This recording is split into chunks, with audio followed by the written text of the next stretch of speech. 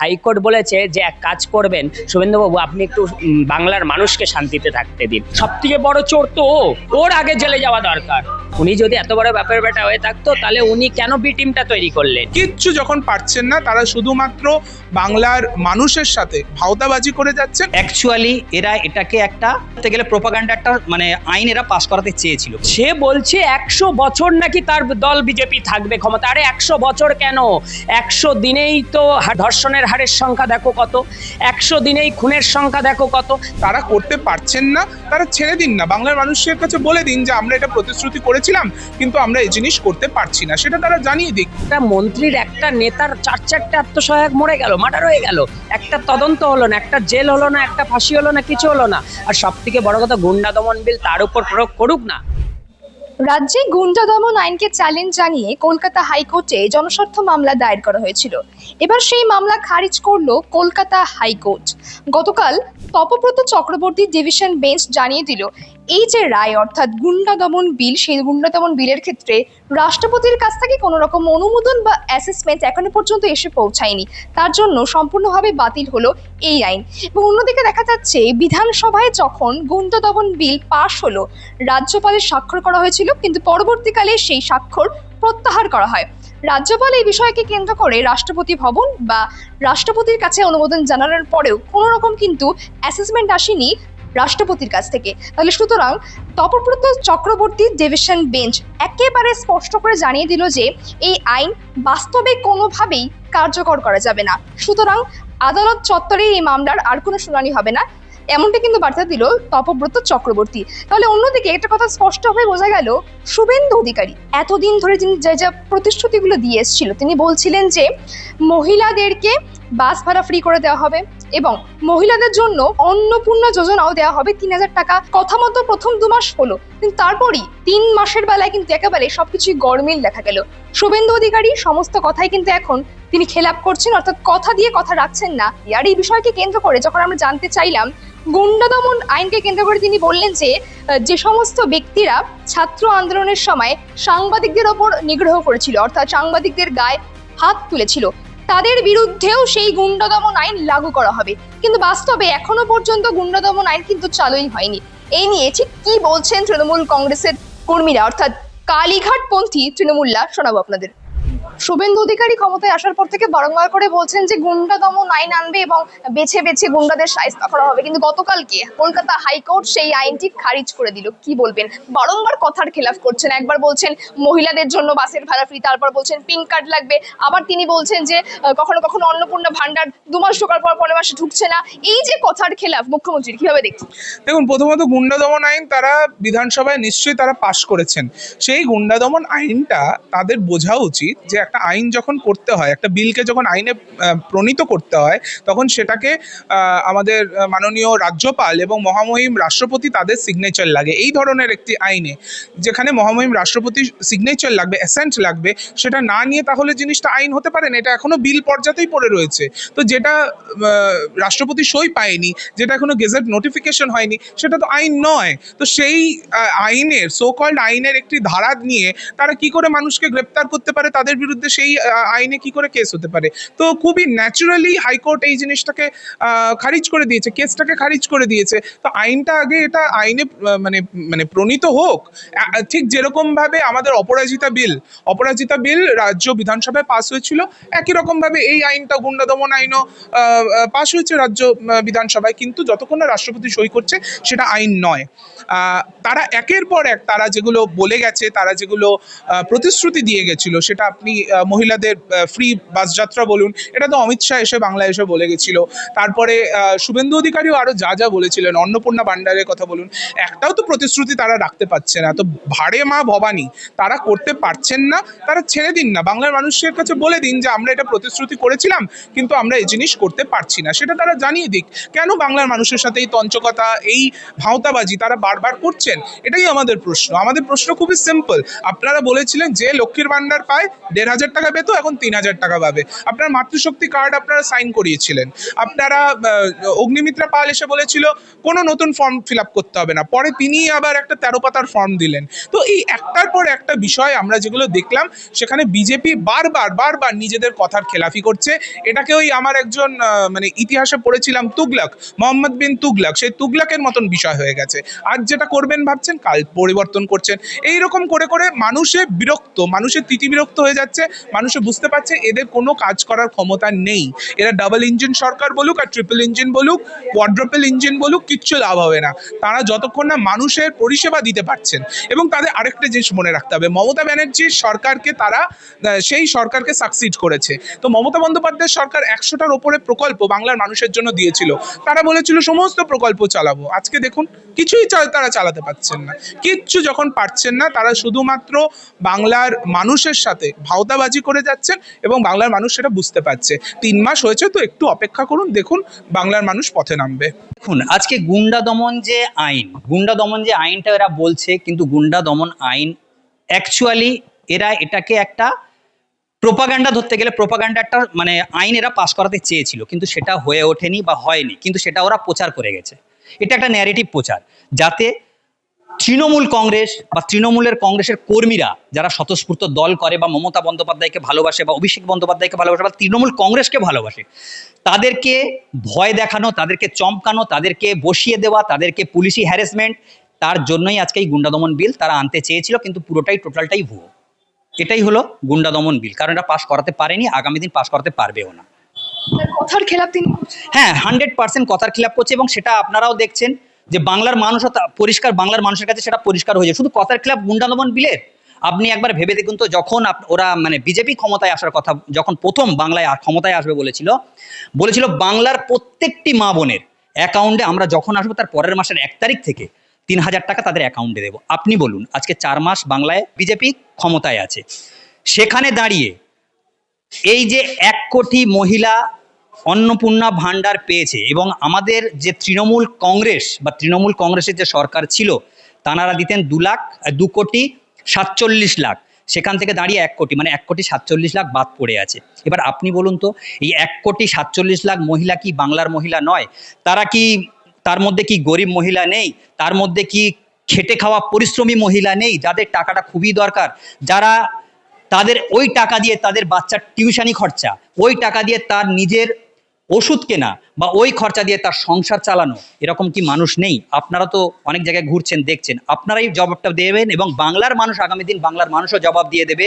শুধু এই অন্নপূর্ণা ভাণ্ডার না, আপনি একটা কথা বলুন তো, যখন ক্ষমতায় আসার আগে বলেছিলেন না 450 টাকায় আমরা গ্যাস সিলিন্ডার দেবো, সেই 450 টাকার গ্যাস সিলিন্ডার দিয়েছে, বলেছিল যে 200 ইউনিট কারেন্ট ফ্রি দেবো, সেই 200 ইউনিট কারেন্টটা কি ফ্রি দিয়েছে? আজকে 4 মাস সরকারে এসছে। শুধু তাই নয়, এরকম অনেক প্রকল্প আছে, এটাও বলেছিল যে আমরা যদি ক্ষমতায় আসি, দিল্লির মতন আমাদের বাংলাতেও পেট্রোল ডিজেল রান্নার গ্যাসের দাম আমরা দিল্লির দামে করে দেবো। সেই দামটা করতে পেরেছে? করতে পারেনি। শুধুমাত্র এরা মুখে বড় বড় কথা বলে, কাজে এরা কোনো কাজ নেই। কারণ এর আগেও আমরা দিল্লি দেখেছি, দিল্লিতেও ঠিক এরকম অন্নপূর্ণা যোজনার নাম করে, এরকম প্রকল্প চালু করার নাম করে সেখানে সরকারে এসছে, সরকারের পরে সেখানে সেই ভুমভাম। এবং আপনি শুধু আপনাদেরকেই বলছি, আপনারা তো নিউজ করছেন, আপনারা জানেন, যেখানে যেখানে আপনারা যাচ্ছেন, আপনারা বলবেন যে বাংলার মা বোনেরা কি ভালো বার্তা দিচ্ছে না খারাপ বার্তা দিচ্ছে। বাংলার মা বোনেরা কিন্তু তার জবাব তৈরি করে রেখেছে, এবং যদি এই মুহূর্তে ভোট হয় না, এই মুহূর্তে যদি ভোট হয়, বাংলার মা বোনেরা কিন্তু সেই ভোটটাকে ঘুরিয়ে তৃণমূল কংগ্রেস বা মমতা বন্দ্যোপাধ্যায়কে দেবে। এবং আমরা ট্রেনে, বাসে বা আমরা অটোতে যখন উঠছি, আমরা একটাই আওয়াজ পাচ্ছি যে এর থেকে মমতা বন্দ্যোপাধ্যায় 1000 গুণ ভালো ছিল, 1000 গুণ বেটার ছিল। এটাই তাদের কাছ থেকে জবাব আসছে। সাংবাদিকদের প্রতি প্রাণহানির মতন ঘটনা তীব্র ধিক্কার, নিন্দা জানাই। কারণ সাংবাদিকরা আমাদের কারো দোষ নয়। দোষটা কাদের প্রলোভনে পা দিয়ে আমাদের এই কাজ করতে হয়? যারা মেন স্ট্রিম মিডিয়ায় কাজ করে, তাদের অফিসের কাছের ঘরে থাকা বসেদের কাছে রাজ্যের শাসক দল, বর্তমানে জঙ্গলরাজ বিজেপির শুভেন্দু সরকার যেইভাবে পেটি পাঠাবে সেইভাবে কাজ হবে। তার জন্য তাকে কাছের ঘর থেকে যা বলা হবে মেন স্ট্রিম মিডিয়ার সাংবাদিকরা তাদেরকে করতে হবে, না হলে তাদের চাকরি থাকবে না। এবার তুমি ভাবো, তার যদি চাকরি না থাকে, তার বাড়িতে বউ বাচ্চা ছেলে মেয়ে, এই মা বাবাকে কি খাওয়াবে? সে তো আর রিক্সা চালিয়ে খেতে আনতে পারবে না এই জায়গায় দাঁড়িয়ে, তার জন্য তাকে সেই কাজ করতে হয়।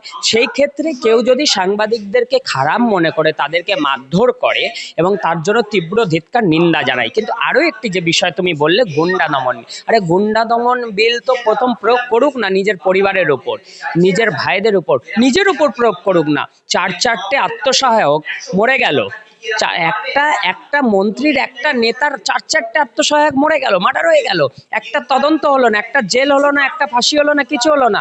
আর সব থেকে বড় কথা, গুন্ডা দমন বিল তার উপর প্রয়োগ করুক না।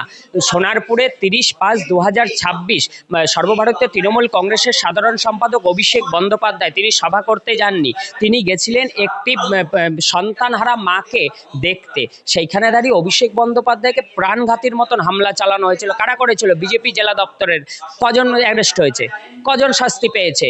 শুধু তাই নয়, গুন্ডা দমন, গুন্ডাদেরকে কাজ করাবে বলে পুলিশবিহীন এলাকা করে দেওয়া হয়েছিল। আর তারপর বালিগঞ্জ থেকে হাজরা যেভাবে ফেলে পেটানো হলো সকলকে, উপাসনা চৌধুরী সহ সবাইকে আমাদেরকে টার্গেট করে মারা হলো। কটা গুন্ডা অ্যারেস্ট হয়েছে? একটাও গুন্ডা অ্যারেস্ট হয়নি। আর হাইকোর্ট আরো খুব সত্যি কুর্দি স্যালুট জানাই। দেখো, আইন আদালতের প্রতি, বিচার ব্যবস্থার প্রতি আমাদের মান সম্মান ছিল এবং আমাদের বিশ্বাস ছিল, আছে, থাকবে। কারণ কি বলতো, আমরা আইনের ঊর্ধ্বে নই, সাংবাদিক হই, নেতা হই, যাই হই না কেন, আইনের ঊর্ধ্বে আমরা কেউ নেই। সেই জায়গায় দাঁড়িয়ে আমরা আজকের দিনে দাঁড়িয়ে, হাইকোর্ট খুব ভালো কথা বলেছে, এটা হয়তো দেখে নিও। হাইকোর্ট বলেছে যে এক কাজ করবেন শুভেন্দুবাবু, আপনি একটু বাংলার মানুষকে শান্তিতে থাকতে দিন। শুধু খারিজ করেনি, বলেছে আপনার বাংলার মানুষকে শান্তিতে থাকতে দিন। উনি তো উস্কানিমূলক কথাবার্তা, উনি যদি এত বড়ই বাপের বেটা হয়ে থাকতো, হ্যাঁ, উনি যদি এত বড় ব্যাপার বেটা হয়ে থাকতো, তাহলে উনি কেন বি টিমটা তৈরি করলেন? ঋতো তৃণমূল বলে কেউ নয়, তৃণমূল একটাই, মমতা বন্দ্যোপাধ্যায়, অভিষেক বন্দ্যোপাধ্যায়, আমাদের সেনাপতি, আমাদের যুবরাজ, আমাদের নয়নের মণি অভিষেক বন্দ্যোপাধ্যায়, আমাদের মা বাংলার অগ্নিকন্যা মমতা বন্দ্যোপাধ্যায় এবং আমাদের নয়নের মণি অভিষেক বন্দ্যোপাধ্যায়। তাই সেই জায়গায় দাঁড়িয়ে ঋতব্রততা কোথা দিয়ে তৈরি হয়ে গেল? মানে বি টিম তৈরি করে রাখলো। যে কোনো দিন অপেক্ষা করো, জানুয়ারি থেকে ফেব্রুয়ারির মধ্যে সেন্ট্রালের অবস্থাটা দেখবে, তখনই এরা তড়িঘড়ি ছেড়ে দে মা কেঁদে বাঁচি, শুভেন্দু অধিকারীর মুখ্যমন্ত্রিত্বটা চলে যাবে। আর যেই চলে যাবে মুখ্যমন্ত্রিত্বটা চলে যাবার পর তো তাকে তো আবার লড়াই করতে হবে। কারণ কাথির মেজো খোকা এইভাবেই তো করে তাকে খেতে হয়, কাথির মেজো খোকার তো কোনো উপায় নেই ছাড়া। তাই সেই কাথির মেজো খোকাকে ছোটবেলা থেকে লালন পালন করে বড় করলো যে, তার নাম মমতা বন্দ্যোপাধ্যায়। পরিবারটাকে কি দেয়নি গো? কি দেয়নি? বাপকে এমপি বানিয়েছে, ছেলেকে মন্ত্রিত্ব দিয়েছিল, পরিবহন মন্ত্রী থেকে কি মন্ত্রিত্ব পায়নি? আজ কাথি মেদিনীপুরটাকে পুরো লুটে খেয়েছে বাপ বেটা, দুই ভাই আর বাপ মিলে। আর অর্থাৎ মুখ্যমন্ত্রিত্বটা থাকবে না, যার কারণে ওকে তো লড়াই করতে হবে। আবার এই দলে এসে বলবে আমি বিরোধী দলনেতা, জোর যার মুল্লুক তার। ওদের ক্ষমতা যদি থাকতো, ভবানীপুরটা গুনতে দিত, 19 রাউন্ড গণনার কথা, সেই জায়গায় 16 রাউন্ডের পর মমতা বন্দ্যোপাধ্যায় সহ তার এজেন্টদেরকে মেরে মারধর করে বার করে দেওয়া হয়েছে। সিআরপিএফ, মহিলা সিআরপিএফ দিয়ে মমতা বন্দ্যোপাধ্যায়কে খামছে, শরীর থেকে মাংস তুলে নেওয়ার মতন ঘটনা ঘটেছে। একটা নির্লজ্জ বেহায়া, মনে পড়ে না যে যেই মায়ের কাছে তুই সন্তানের মতন মানুষ হলি, তোকে লালন পালন করলো, তোকে চিনতো কে? এই মুখ ব্যাকা পড়া একটা ব্যক্তি, একে চিনতো কে? একে শুভেন্দুকে চেনালো তো মমতা বন্দ্যোপাধ্যায়। সেই মায়ের পিঠে ছুরি মারা, ওর লজ্জা হলো না? শাস্তি পেতে হবে, দর্বের ফল বাতাসে নড়ে। কারণ যে যাই করুক না কেন, শাস্তি তোমায় পেতে হবে, আমি এটুকু বলে রাখি। সেই জায়গায় দাঁড়িয়ে যে ঘটনা ঘটিয়েছে শুভেন্দু অধিকারী, তাকে মুখ্যমন্ত্রিত্ব তো পদ যাবেই, এবং ওকে আর মানুষে না কেউ পুজবে না। কারণ তুমি দেখেছো প্রলোভন দেখিয়ে কি বলেছিল, ফ্রিতে বাসে চাপো মহিলারা, আজকে কি করলো? পিঙ্ক কার্ড করে দিল। পিঙ্ক কার্ড কারা পাবে? ওর সাথে থাকা পিঙ্কিরা পাবে, পিঙ্ক কার্ড সাথে থাকা পিঙ্কিরা পাবে। তারপর করলো কি? অন্নপূর্ণা ভান্ডার। প্রিয়াঙ্কা টেবরেওয়াল গিয়ে কি বলেছিল? লক্ষ্মীর ভান্ডার বন্ধ, অন্নপূর্ণা ভান্ডার চালু। কোথাও অন্নপূর্ণা ভান্ডার কে পাচ্ছে বলো? সেই জায়গাতে রাজ্য কি সুরক্ষিত? ও সে বলছে 100 বছর নাকি তার দল বিজেপি থাকবে ক্ষমতা। আরে 100 বছর কেন, 100 দিনেই তো ধর্ষণের হারের সংখ্যা দেখো কত, 100 দিনেই খুনের সংখ্যা দেখো কত।